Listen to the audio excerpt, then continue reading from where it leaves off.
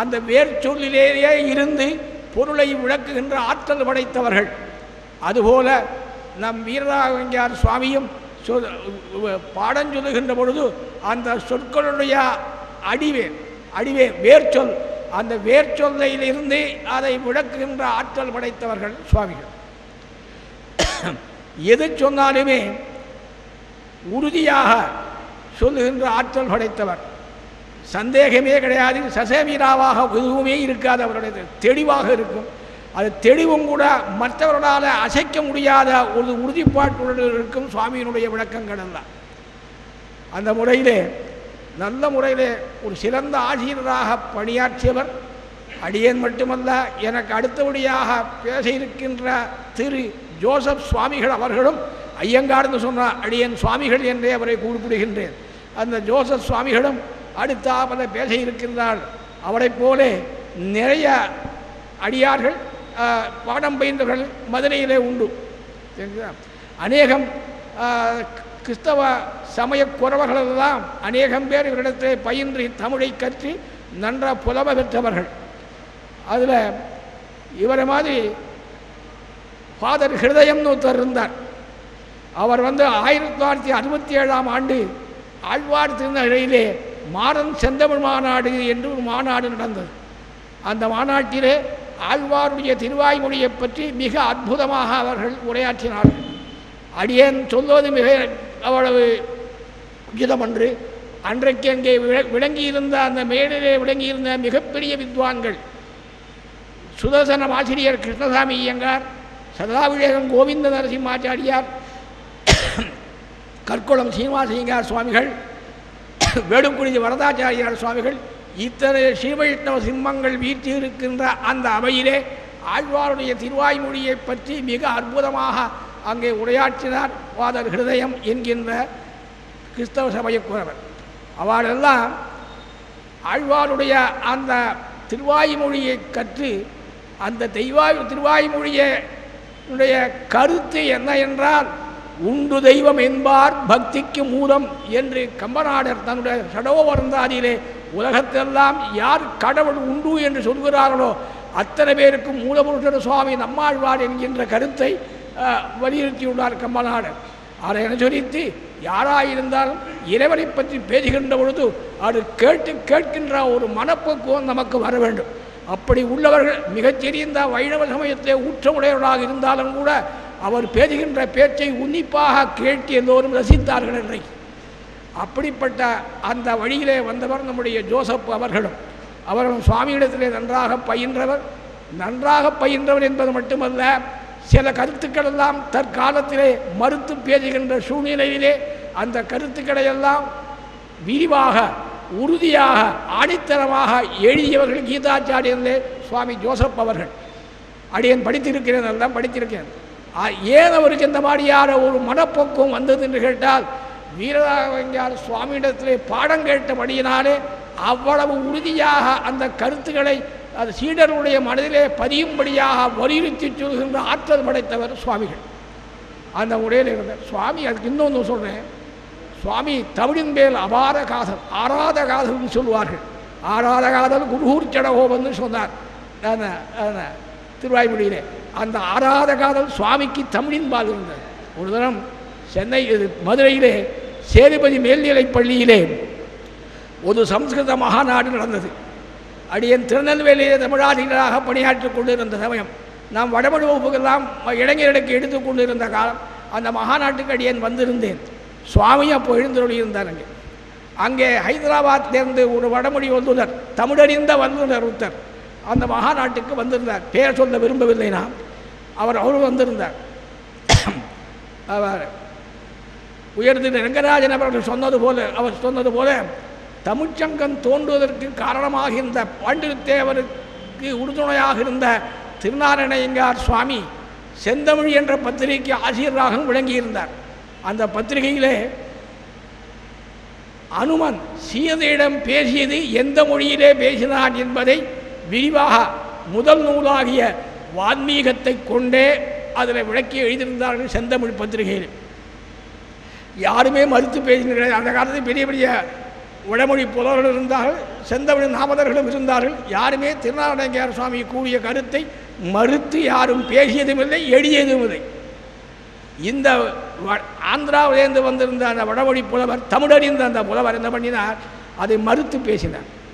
மறுத்து பேசின உடனே அது கொஞ்சம் தரக்குறைவாகவும் இருந்தது.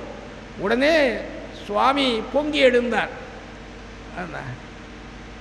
அழலுமுழும் பூங்கார் அரவணையான் போலே அந்த ஆதிசேடன் எப்படி எம்பெருமானுக்கு விரோதிகளை அழிப்பதற்கு சீர்வானோ அத்தகைய சீற்றம் சுவாமியினுடைய உடலிலே பிறந்தது. அதாவது கோபமே இல்லாத சக்கரவர்த்தி திருமகனுக்கு கோபத்துக்கு அடிமையாக விட்டான். கோபச வசவேய்வான்கிற சொல்றார் வால்மீகி.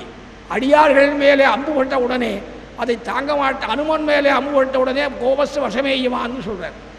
அப்படிப்பட்ட ஒரு கோபமானது கோபத்துக்கு அடிமையாகி விட்டார் சுவாமி.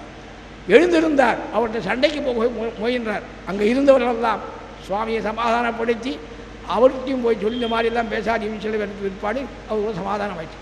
அவ்வளவு ஆறாத காலம் தமிழ் இலக்கியத்திலேயும் அதை பண்டைய சங்க இலக்கியங்களிலும் யாராவது குறை சொல்வார்களேயானால் அந்த குறையை சற்றும் பொறுத்து கொள்ள மாட்டார் சுவாமி. அத்தகைய தமிழ் பற்று உடையவர் சுவாமி. அடியன் நேரில் அனுபவித்தவன். இது அந்த சுவாமியினுடைய இந்த சதாப்தியிலே கலந்து கொள்ளும்படியாக பல நாள்களுக்கு முன்னாலேயே நம்முடைய அரங்கராஜன் அவர்கள் என்னிடத்திலே தொலைபேசி மூலமாக தொடர்பு கொண்டார்கள். போக வேண்டும் எண்ணம் அப்பவே நான் உறுதி செய்து விட்டேன். ஆனால் எனக்கு எத்தனையோ இடையூறுகள் வந்தது. எங்கள் குடும்பத்திலே என்ன உடல்நிலை காரணமாக என் வீட்டில் உள்ளவர்கள் என்னை செல்வதற்கு அனுமதி கொடுக்கவில்லை.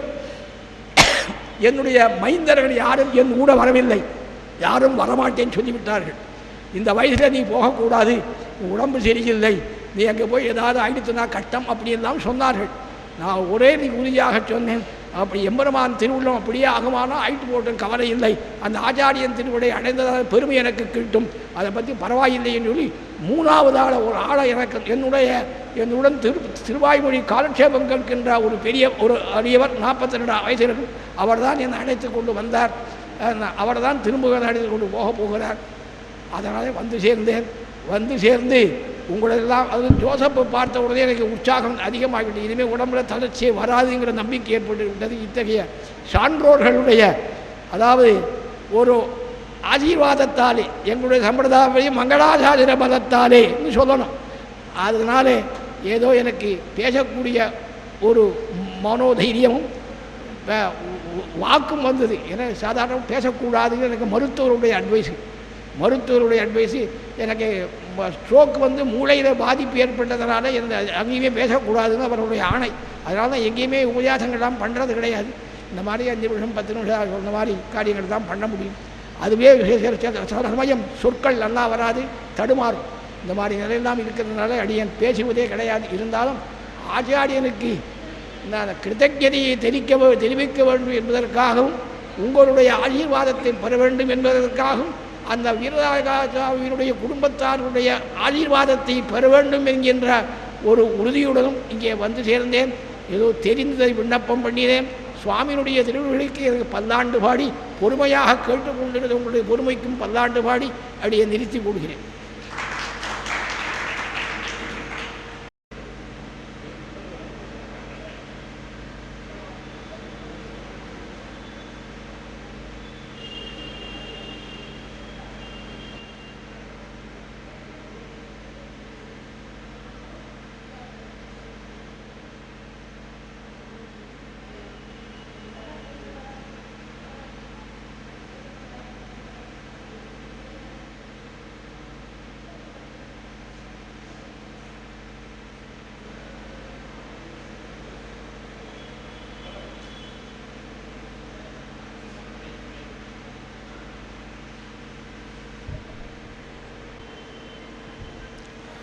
சீரராஜ் செல்வம் போல் சேர்க்கவே என் ஆசான் வீரராகவர்க்கு புகழ்.